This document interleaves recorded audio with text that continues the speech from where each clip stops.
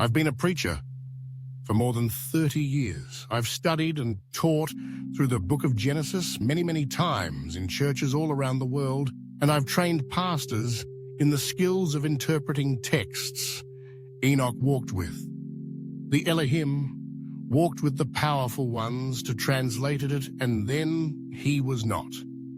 Because the powerful ones took him away, the book of Enoch unpacks what walking with the powerful ones meant, and unpacks it in astonishing detail. 200 watchers coming to planet Earth and hybridizing with human females, resulting in giants. Well, that's a narrative that you can find repeated.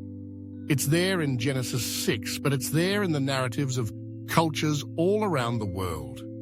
The Book of Enoch, mummy, water and alien abductions in 1984. A 26-year-old woman appeared on the beach of Anloga, a coastal town in the Kita district of the Volta region of Ghana, West Africa. When she walked into her family home, her relatives embraced her with joy and confusion. She had been missing for 3 years. A family was full of questions. Why had she vanished? Where had she gone? And what had happened to her in the intervening years? The story the young woman told them left her family worried and confused. The young woman explained that she had been kidnapped while walking on the beach and taken to a community far away where she had been held captive. She had lived among her captors for 3 years, and in that time had been forced to bear children. But the most shocking part of the young woman's story was still to come. A family pressed her to tell them where she had been living, why she hadn't been able to contact them, and who had taken her. Finally, she told them she had been taken from the beach to an underwater base. The people had taken her in order for her to produce children. And most disturbing of all, the people who had taken her were not human. They were the mummy water people. You can find the mummy water tradition all up the western seaboard of Africa and into the Caribbean. And it takes different forms in different places, and different names are used in different parts of the world. But it's all essentially the same story on first hearing. It sounds like Western stories of mermaids, or the Greek story of the sirens. Many water people are described as very beautiful, often female, and they abduct people near the water's edge. Now, you might think, well, that just sounds like some kind of a cautionary tale to tell the young men to behave and not be tempted, or to stay safe and not go near the water.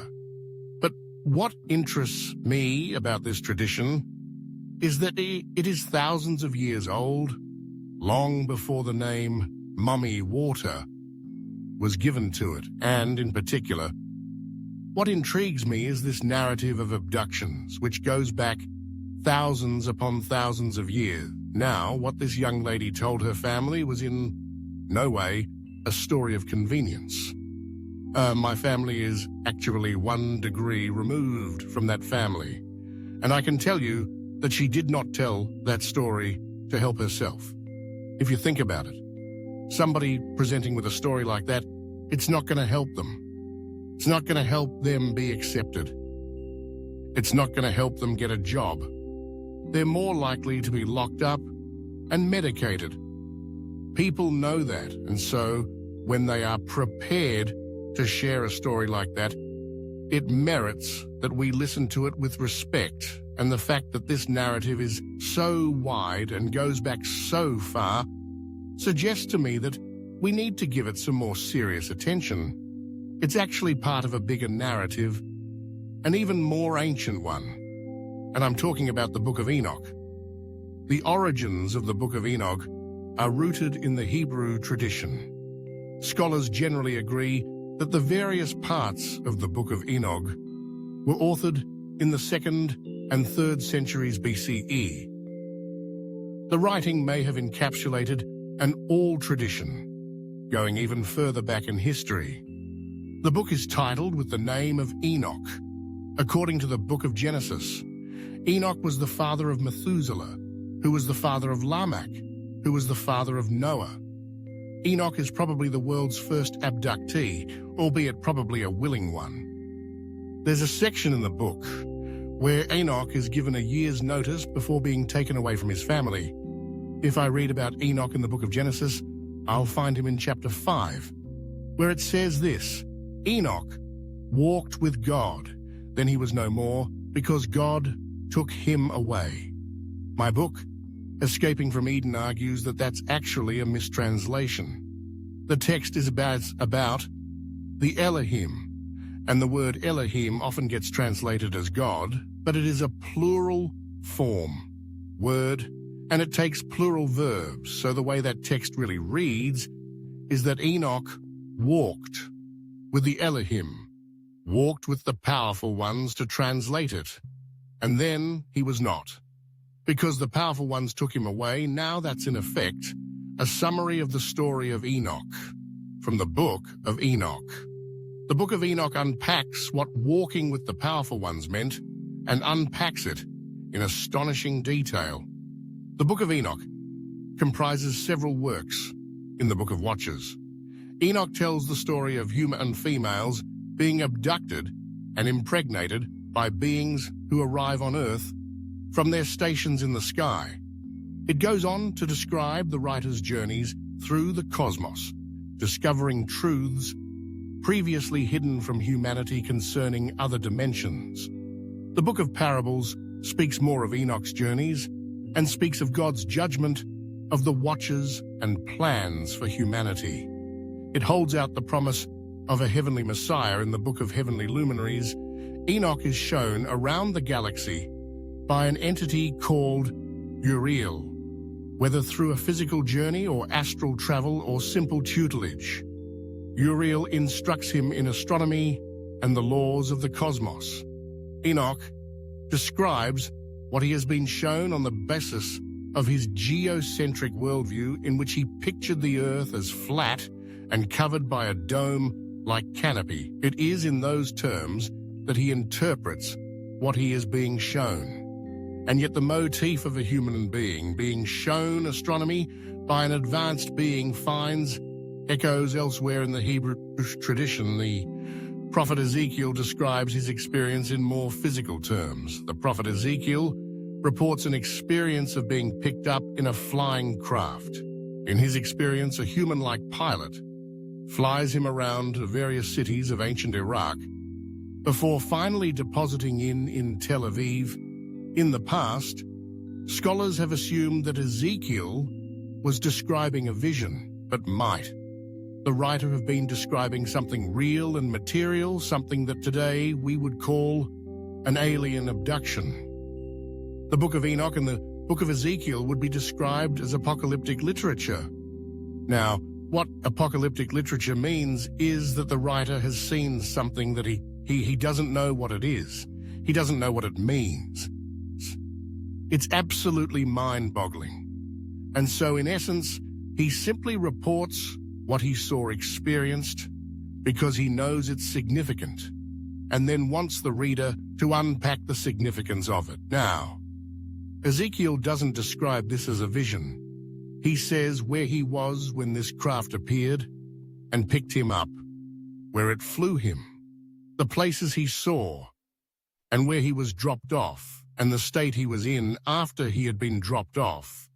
He said he was so disoriented he couldn't speak for a further 7 days. And it's kind of amusing because all the time he's being flown around the pilot, who he describes as, he was like a human being. He was like a son of man. The pilot is trying to talk to Ezekiel about religion and politics, but all the while, Ezekiel is fascinated by the craft that he's in. He's describing what he's seeing and hearing all the time. He's looking around, saying, "This thing is amazing, this metal. What is this metal? It's so shiny. How do these wheels work? It's glass canopy. I've never seen anything like that. And what is that roaring sound?" Every time we move, he's trying to get his head around the craft that he's being carried in, which he describes as Yahweh's habitation, or as the glory, because he has no other language with which to describe it. To the modern eye and the modern ear, we see and hear his report. I think we have a pretty shrewd idea what he's describing. I think when we dismiss it and say, it's a vision, we're actually doing what we do to all contactees and abductees and experiences. We sort of put our fingers in our ears and go, la la la la, because what we're seeing and hearing contradicts our worldview. The worldview that says we are alone in the universe, end of story. The claims of the book of Ezekiel find support in other ancient literature, flying and spacefaring craft that described in the Hindu texts of the Bag of Ad Gita, similar craft that depicted in the ancient wall art of Egypt. And Mesoamerica in the book of Enoch, the writer describes journeys which taken far beyond those of Ezekiel and even far beyond our solar system. Ezekiel's travels around Iraq were just earthbound travels. He's just flying, whereas Enoch describes travels around the galaxy. And he's being guided by this strange entity called Uriel, a non-human entity. Now, it's unclear whether he's being taken on a physical journey at that point, or if he's being shown a textbook, or if he's astral traveling. And it's very clear that he's trying to interpret this through his own worldview, but in one way or another, he's being shown the position of the stars, the heavenly bodies, how they move and how they relate to each other. And this theme of astronomical information is a little bit anomalous in the Bible, but it actually rings bells with narratives in apologies from all around the world. You can think about the Mayan calendar, the Aztecs, the Sumerians, the Egyptians, all of them had precise astronomical information in their mythologies. And you read that, and you think, how could they possibly have had access to that information? All that time ago, one of the most dramatic examples is the Dogon people of Mali. When the anthropologists got into conversation with their shamanic elders, they spoke about information. They had to do with the Sirius star system first of all. They knew that there was a 3-star system, something we didn't know about until the 20th century. And when the anthropologists asked them, how do you have all this information about the Sirius star system? They said, oh, we learned that from the people who taught us. They were from Sirius C. So there's a pattern in the world's ancestral narratives and ancient mythologies are precise astronomical information being encoded within very ancient stories. And we can see aspects of that, an echo of that, in the book of Enoch. He's getting his information from a non-human entity called Uriel, who's giving him a little bit of an education on the solar system. The book of Enoch describes in dramatic detail a period in which 200 watchers arrive on planet Earth and begin abducting human females with these women. The watchers produce hybrid beings who are human in form, but far larger than normal human beings. Mythologies around the world corroborate the book of Enoch's account of abductions by extraterrestrial presences exiled on planet Earth. Although quoted verbatim in the New Testament, letter of Jude, and accepted as scripture by the Ethiopian Orthodox Church, the book of Enoch has never been included in the internationally accepted canons of scripture for either Judaism or Christianity. The fact that the book of Enoch isn't in the official canons of scripture, I don't think is particularly important. First of all, we should acknowledge that it is in the canon of the Bible.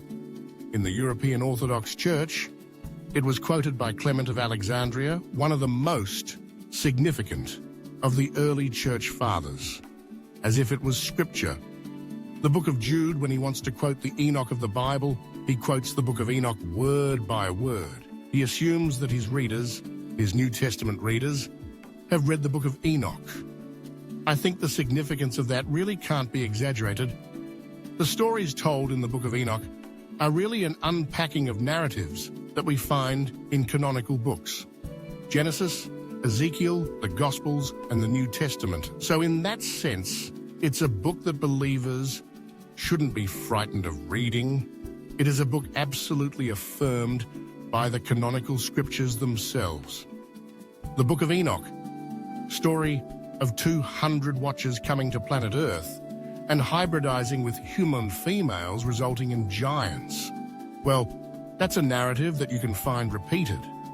It's there in Genesis 6, but it's there in the narratives of cultures all around the world.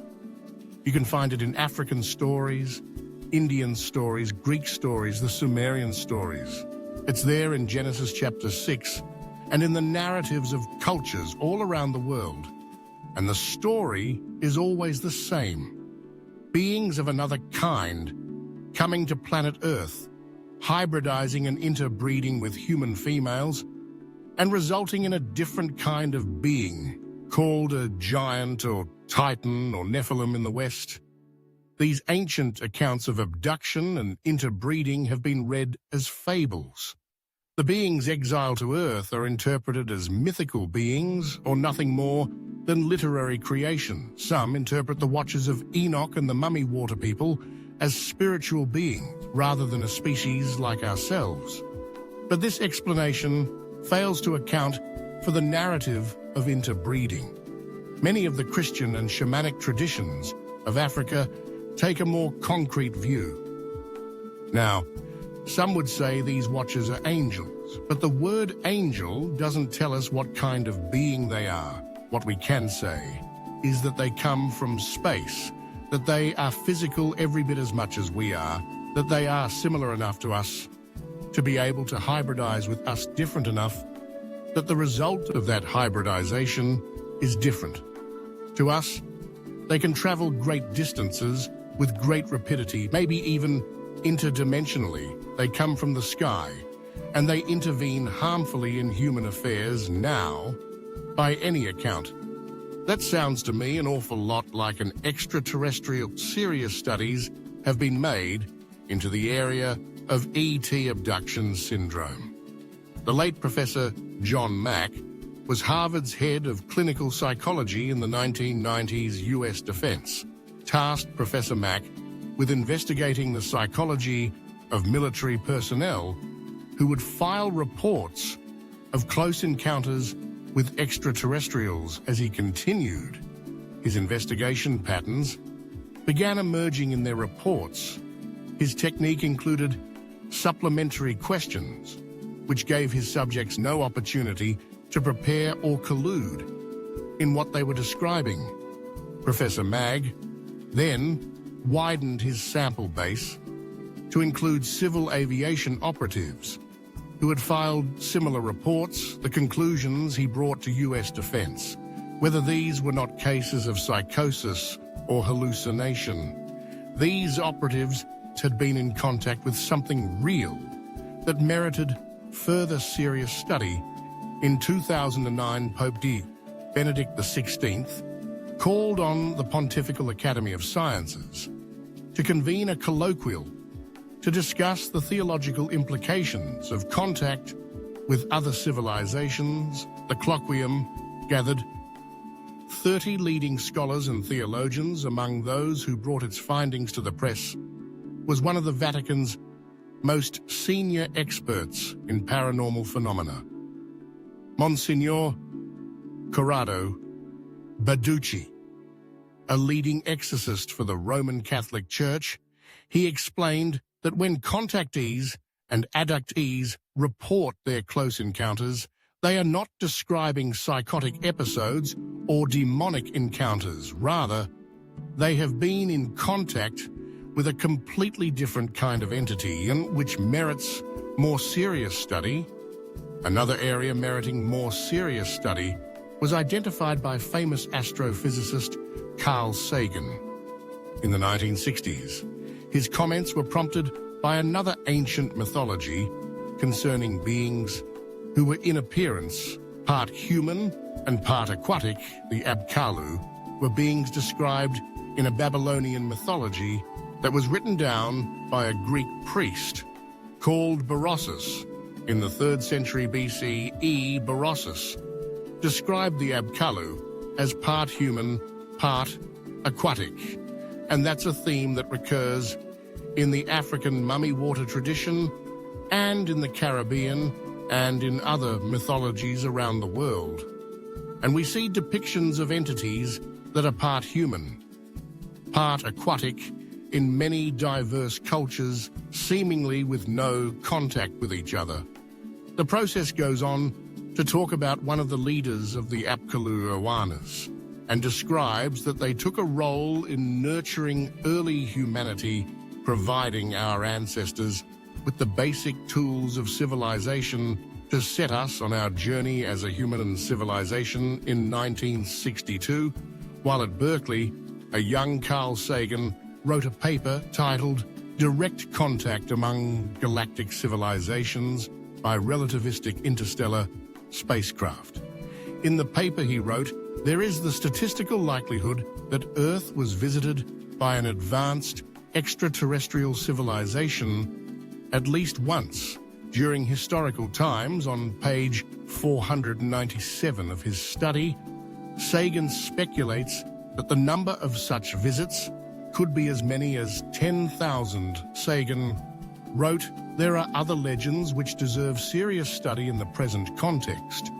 As one example, we may mention the Babylonian account of the generation of the Sumerian civilization by the Abkalu representatives of an advanced, non-human, and possibly extraterrestrial society 4 years later, in a collaboration with the Ukrainian scientist I.S. Zhuklovsky, titled Intelligent Life in the Universe. Carl Sagan wrote stories like the Ohanas legend deserve much more in critical studies than have been performed here, too, with the possibility of direct contact with an extraterrestrial civilization as one of the many possible explanations. What could an intervention by an extraterrestrial civilization like the Abkalu explain? Why all of a sudden, from out of the blue, in ancient Sumeria, you have civilizations springing up complete with mathematics, complex astronomy, civil engineering, streetscapes, banking, money, a legal system, culture, and literature. I mean, that is a major leap forward. The Homo sapiens that needs some major explaining. It seems to me that we would make better sense of that leap in the story if we allow for the possibility of an external intervention. And that's exactly what the story of the Abkalu is. And just how curious that the physical descriptions of the Abkalu correlates so closely with the ancient stories of the Mami Water people in the United States of America alone. More than 500,000 people go missing every year. In the year 2018, 612,846 new people were registered as missing. Some are cases of misadventure. An unconfirmed number proved to be cases of slavery and sex trafficking. Others are cases of violent crime. Thankfully, the majority of missing persons return, and some are later found. However, approximately 15%, around 90,000, each year remain unexplained. Year after year, thousands of people go missing just in America's national parks. In fact, the figure is so disturbing that the park authorities are told not to keep a record of them. And I'm not talking about people who wandered off the path and got lost. I'm talking about people who are in the middle of a conversation, in the middle of a baseball game, and all of a sudden, one of them vanishes. Now, we have no mythology or science to account for that. And the horror of those figures ought to disturb us a lot more than having to listen to report that offends our worldview. So I'm with Monsignor Balducci and John Mack in saying that what they have encountered merit far more serious study than has been given to the phenomenon. One fascinating aspect of the Book of Enoch is that of the extraterrestrial being, Uriel, who tutors Enoch with an education in the cosmos, speaking of humanity's place in the universe, the astronomical home of the powerful ones, and the workings of the solar system. This motive of advanced knowledge being imparted by people from the stars is a theme that can be found in other indigenous narratives, and sometimes with surprising proofs of their claims. My interest in cases of abduction is as a student of the world's mythologies, and it grieves me that we so impoverish ourselves by refusing to listen to the report of people whose experiences don't fit in our boxes. As people become aware of my book, Escaping from Eden, I am contacted every single day by people who have had experiences and close encounters. Some of them abduction experiences, but they have not told anyone in decades. Often I'll have people say, I experienced this when I was 15 years old. Something like that. I have told my wife I told the person I was with when I experienced it. And in the 50 years since, I haven't told another living, breathing soul. But I want to tell you because I still need to process what happened to me. That is the effect of the ridicule and shame that we're so ready to visit upon anybody who has an experience that offends our worldview. And I think it's time that changed. We need to listen to the experience of those around us. And as we do, we will find out there is far more going on in our world than we have ever given credit for. I think in the West, we tend to regard these as psychiatric phenomena, and we probably conceive of it as a post-1950s phenomenon, but that couldn't be further from the truth. It is an ancient phenomenon. It's part of our mythologies. And again, I'd say it's not the kind of story you make up to advantage yourself, or you're not going to make money or get promotions from bringing this kind of report.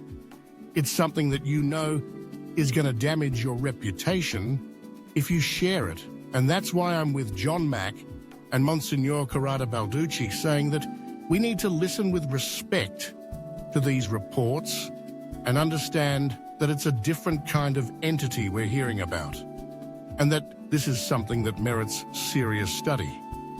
What we're being offered by the Book of Enoch and the mermaid water tradition is a context for these stories, a wider context and a longer context from cultures all around the world. A context that goes back thousands of years is the theme of advanced knowledge, purely fiction. Is it a cover for prehistoric genius, an insight that is purely human? And why does the theme of humans being tutored by higher beings recur so widely among Earth indigenous cultures? Is it possible that insight into these questions might be gained by listening to the experience of those who have claimed contact with extraterrestrials, including those like the young lady in Alogo, Ghana, who claimed to have lived for 3 years among the mummy water people? Might there be a link between their experiences, the legend of Oannes and the Abkalu, and the giant leap forward experienced by humanity in the distant past? It's intriguing to me that as well as this ancient story of a great leap forward in our evolution as a species being aided by an EAT intervention, we also have the report of returnees. I'm one person removed from 2 individuals who returned from their contact with greatly enhanced cognitive abilities. One had a notebook that was just filled with advanced calculus because that was what his mind was full of.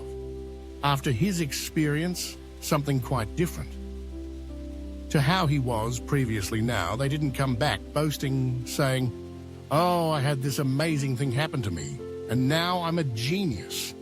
People often don't talk about this aspect of the experience because they don't want to become a case study. They don't want to be incarcerated and probed and prodded to work out what's really going on. There is far more of that kind of experience than is commonly reported. It's curious because it's a form of acquired savant syndrome. And this is a real-world phenomenon studied by credentialed neuroscientists around the world, where a brain injury or a central nervous system event or a trauma will release prodigious cognitive abilities that the person did not have before. And it's often described as a disinhibition of brain functions quietly return. Is often report that kind of experience. And I note that because it's part of the Mami water tradition. As well, the payoff, one of the promises made to the person who is abducted, is that they will return with a higher intelligence, with higher consciousness that is part of the package, that this contact with these other beings is promising. How intriguing that it's part of that narrative. To the Book of Enoch tells a story that seems foreign to Western ears with its reference to a non-human population resident on Earth. It appears at odds with the familiar stories of our mainstream religions. But the people like the Dogon tribe of Mali, with their memory of friends from the Sector star system, or the Cherokee people of North America, with their memories of people from the Pleiades, or people from African and Caribbean cultures familiar with Mami water. Many of its themes were strangely familiar. Those who had brought reports of contact with the Mami water people and other returnees around the world may find comfort knowing that this generation is not the first to claim abduction by a non-human presence on planet Earth. If we can learn to listen with respect to our mythologies and to the stories of those who claim to be contactees and returnees, what new insights might we then gain about humanity's place in the cosmos? The Qumran Caves on the northern shore of the Dead Sea. It was in caves hidden in these Judean mountains that an ancient religious community hid its precious archives of papyrus, scrolls, and manuscripts. In 1947, the shepherd throwing rocks was surprised by the sound of a breaking pot. When he investigated, he realized he'd stumbled upon an incredible treasure trove of ancient texts. Between 8 and 900 manuscripts have since been recovered among them. Some of the most important historic and religious texts ever found among them. The Book of Enoch.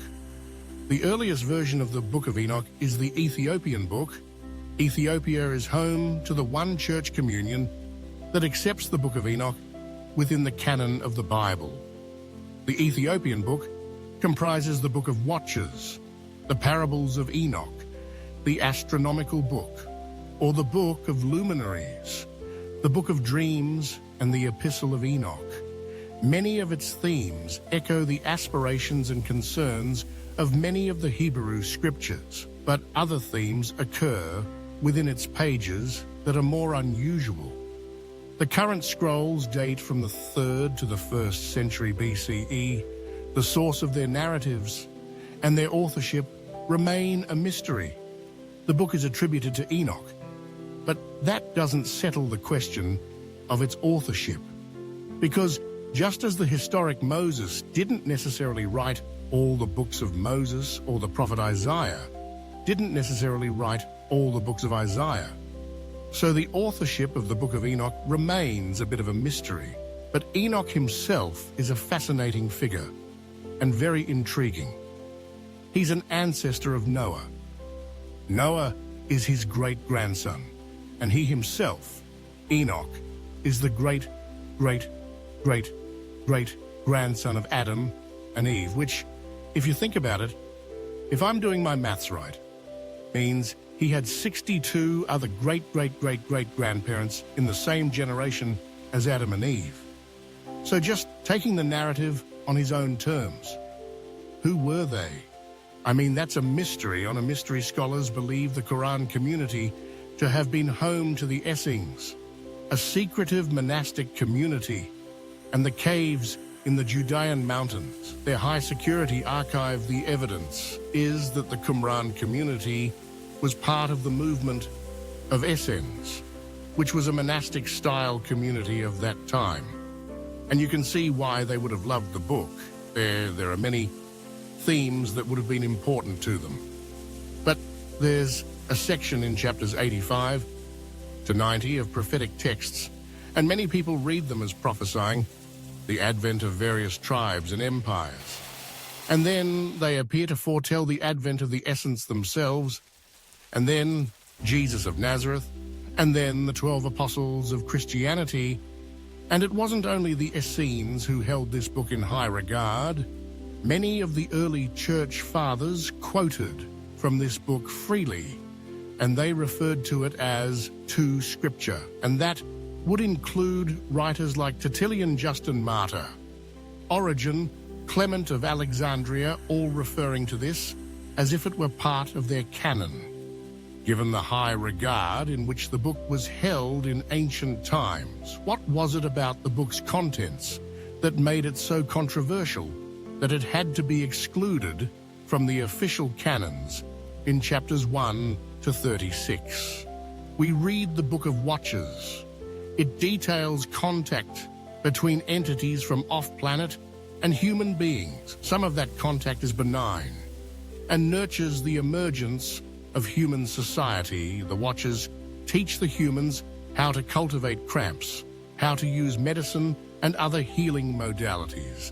The Watchers teach metal technology and introduce the humans to adornments, jewelry and makeup, that aspect of off-planet people.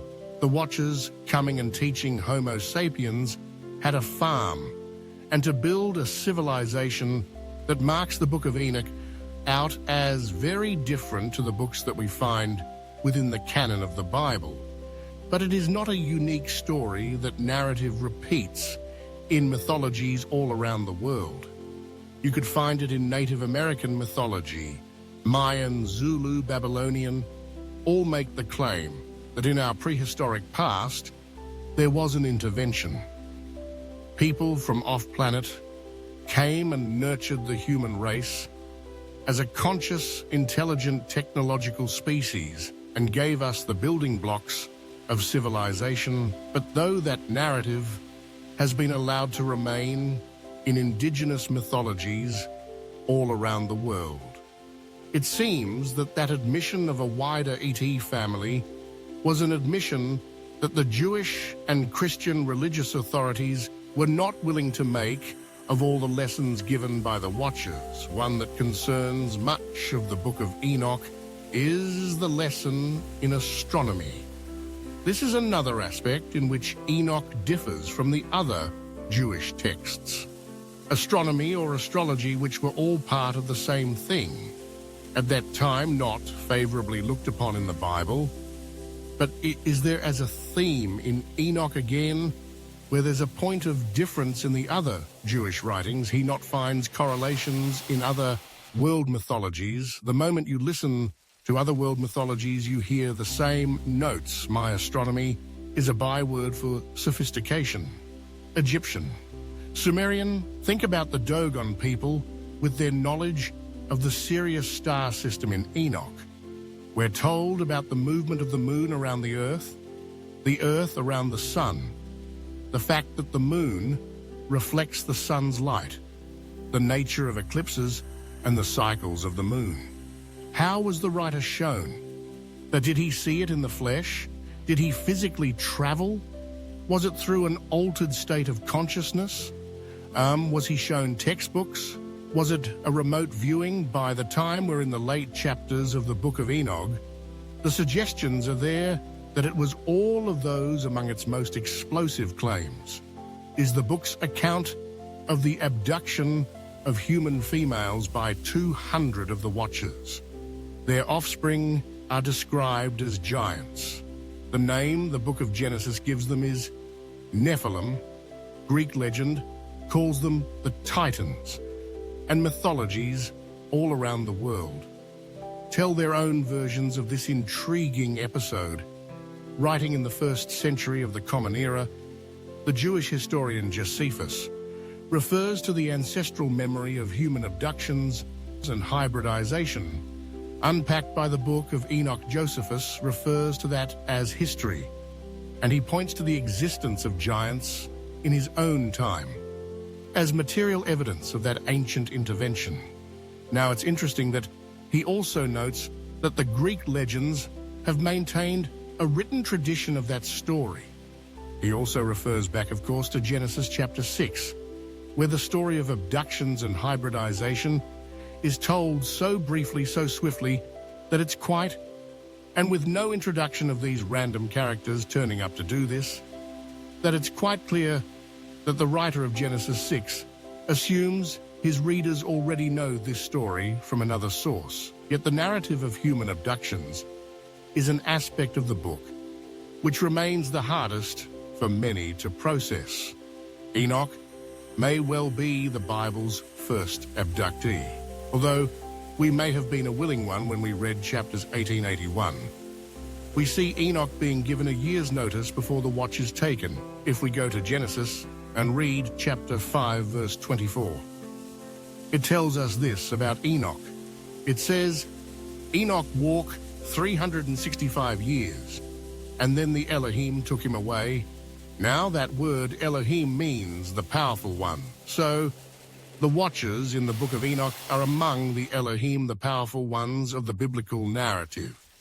If we go to Genesis 6, where we find the Bible's reference to the watchers coming, it describes them as Bene Elohim, and that word means they are a kind of Elohim. So the watchers, the book of Enoch, are Bene Elohim or Elohim in the biblical text. Now, if you dig a little deeper, you go to the source narratives on which those early biblical stories are based. You're going to find yourself in the Sumerian texts, and they speak about sky people or star people. And among those people, 300 are dispatched to what they call stations in the stars, which I think we would call space stations. And their job is to work as observers. That's the word used in the Sumerian observers. So watchers in the book of Enoch, observers in the Sumerian narrative. I don't think that is a coincidence. So why didn't the book of Enoch make it into the canon of the Bible? There's a very broad consensus among biblical scholars today that the Hebrew stories of beginnings took their current shape through decisions and edits made sometime in the 6th century BCE. In Christianity, decisions were made from the 2nd century onwards that shaped up what was to become the New Testament and made the call to glue it to the Hebrew canon to create a Christian Bible. Now, all those decisions were taken on the basis of a monotheistic worldview, and so the edits in the Hebrew scriptures were to monotheize them, and their worldview was that we are alone in the universe. And so when they found other texts, including the book of Enoch, where so much is going on that acknowledge other entities of planet entities that seem to have intergalactic technology or even interdimensional technology, they could not admit those because, in the language of the ancients, they simply presented too many gods. My book, Escaping from Eden, argues that this edit made in the 6th century BCE of the Hebrew canon may have solved the problem of too many gods, but by conflating the idea of God with these other ET entities, which in the Bible are just a translation away from being blindingly obvious. By doing that, the editor has taken the ET narrative and pushed it almost out of sight. And at the same time, he hopelessly confuses how we understand God in the Bible, because we end up blaming God for things that were really the responsibility of ET entities in their interactions with ancient human beings. I believe that correctly translated the Bible is peppered from start to finish with non-human entities. Think about the Nephilim, the Anakim, the Elohim, the Bennett Elohim, the Sky Council, the one like a human being in the book of Ezekiel.